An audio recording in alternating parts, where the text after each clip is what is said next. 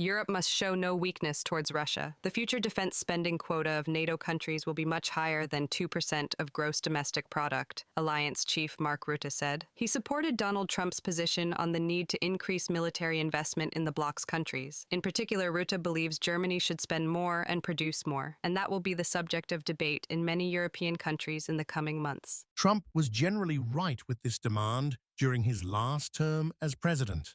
And thanks to that demand, we have invested more, but we need to invest even more. And in the coming months, allies will decide exactly how we will measure that. But I can assure you of one thing. It will be much more than 2%. Mark Rutte, NATO Secretary General, in an interview with Bild. After his inauguration, U.S. President Donald Trump said he plans to ask NATO to spend 5% of gross domestic product on defense instead of the current 2%. In 2024, 24 out of 31 NATO countries spent at least 2% of their gross domestic product on defense. Some states, such as the Baltic states and Poland, supported Trump's demand. Others, such as Germany, called 5% of gross domestic product unreachable.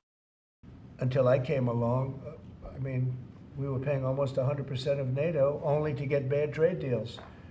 And now it's been evened out, but very unfair having to do, it was evened out pretty good. Actually, I did a good job. They paid $440 billion if you look at the Secretary General's report, and he was here recently and he said that. He said one of the most amazing things I've ever seen is what President Trump was able to do with these countries of Europe, of which he was in charge of them, but he couldn't get them to pay. I went over, I said, you got to pay, and if you don't pay, we're not going to protect you. It's very simple.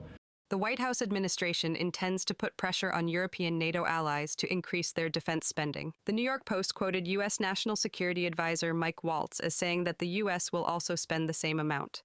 With the largest conflict since World War II on the horizon, it is time for Europe to demonstrate its commitment to our alliance by increasing spending to at least 5% of GDP. We will continue to have direct and candid conversations to push NATO members to take on their fair share of the burden. Mike Waltz, National Security Advisor to the President of the United States, for the New York Post.